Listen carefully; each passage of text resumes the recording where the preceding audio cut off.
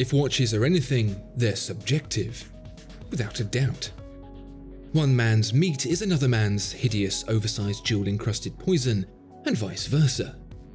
If you like one or the other, that's your deal, and it's certainly not for anyone else, least of all me, to tell you otherwise. There are some brands and models I like, for example, and some I don't. And for Breitling, I think I've just found my favourite. Meet Avi. Looking to buy, sell, or exchange a premium watch? Visit Watchfinder, the pre-owned watch specialist. A big thank you to every single person who watches and enjoys these videos. It really means a huge amount to us, and to me personally. Your subscription would be hugely appreciated. It helps more than you can know. Thank you. I don't know if you've heard, but Breitling makes pilot's watches. Has done for a while. I'm also not sure if you know, but Breitling's also been having a bit of a hard time of it lately too. Something about not making watches people want to buy. Seems like a rookie error. That's why the people at Breitling had a strokey beard meeting and recruited one Georges Kern to try and make things all better. You may have heard of Georges Kern. He was instrumental in the recent growth of jewel-encrusted, Langenzonne, and IWC. He also worked at Kraft Foods. He's been in charge of Breitling since 2017, and we've seen some changes, some new attitudes, some improvements within the brand. A year ago, however, I saw something I really liked. So, these pilot's watches. Breitling's been in the game a while. Such a figurehead in the industry of aviation instruments was Breitling that the Aircraft Owners and Pilots Association pretty much begged the watchmaker to make the Navitimer. Breitling, after some consideration, obliged. The Navitimer was basically the first smartwatch for pilots. Chronographs too. Breitling's had a fair old hand in making those what they are today. The Pusher, for instance, a chronograph has those because Breitling thought of it. Two Pushers, in fact, because Breitling doubled down on its original idea, thinking two would be better than one. In the 1950s, Breitling pulled both facets of expertise together to create Avi, otherwise known as the Reference 765 Aviator's Watch. It was based on a 1930s design and was used by a number of air forces around the world. It was big, clear, luminous, rugged, water-resistant, shock-resistant, and anti-magnetic, just like any good pilot's watch should be. Not only that, but as you can tell by this 2020 reissue, it looked pretty sweet too. A bit like the Breguet Type 20, you might be thinking, but the Breitling came first. I reckon Kern knew he was onto something with this when he launched it on his own personal Instagram account. I think that because I feel the same. Whatever it is, this Avi Reference 765 1953 re-edition has a lot of it. And there are 3 variants, each limited. You've got this one in steel with black dial, of which there are 1,953 examples.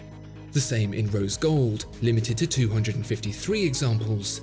And 153 in platinum, with a very fetching blue dial. So we've established what it is, why it is, and who's responsible for it. Let's take a look at how it manages to pull it all off so well. Side by side with the original watch from 1952, Avi is almost indistinguishable. Grandad Avi was 41mm in steel. Avi Jr. is also 41mm in steel. Grandad has small yet prominent pushers and a wide yet skinny crown, and so does Junior. The shape of the hands, the layout of the dial, the fonts and colours are all identical. Even the thickness of the print, often so delicate and precise on the originals and scrawled by a ham-fisted interior decorator on the re-editions, is sympathetically recreated. A great domed sapphire encapsulates everything while still keeping the thickness down to 11, very un-Breitling millimeters. Well, it's almost identical because, for the first time in the history of watchmaking, the re-edition actually has less text on the dial than the original. Where Senior said Breitling Genève, Junior just says Breitling. This is some second coming level stuff here, appreciate it whilst you can. There's no date parked on there like it's rush hour in Manhattan, no elaborate design signature to differentiate the new version by ruining it, and no watchmaker's shopping list to tell you things like just how automatic the movement is. And that last part, that's because it isn't an automatic. Like the original, this gets its power from a good old pinch and roll from a good old finger and thumb. It's two birds with one stone. By unscrewing the auto work on an in-house B01 and throwing it in the bin, which is exactly what they've done for this B09, you not only get the same experience as the original, but also save a few precious millimeters to make the watch not unreasonably thick. Smart thinking, Breitling.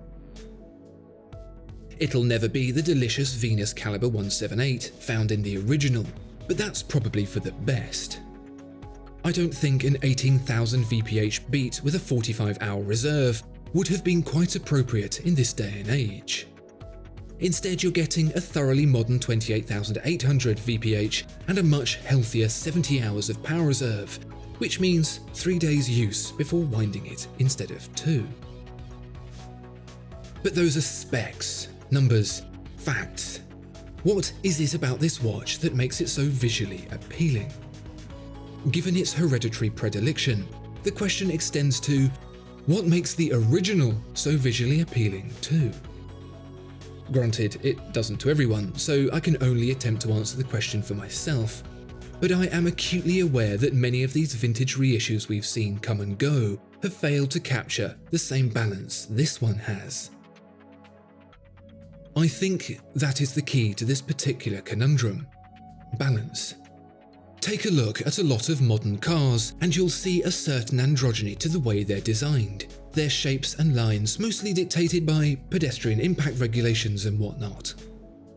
I wonder if something similar has happened in watchmaking where off-the-shelf movements and manufacturing techniques have forced unruly thicknesses and awkward proportions into our timepieces. Who knows?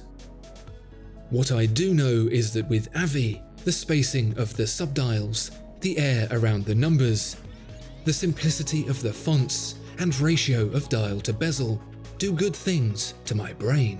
Very good things. Well done, Mr. Kern. Well done. It's not particularly helpful me telling you that I find this watch attractive. I appreciate that. You've either already figured out for yourself that you like it, or you can't believe I'd be so blind.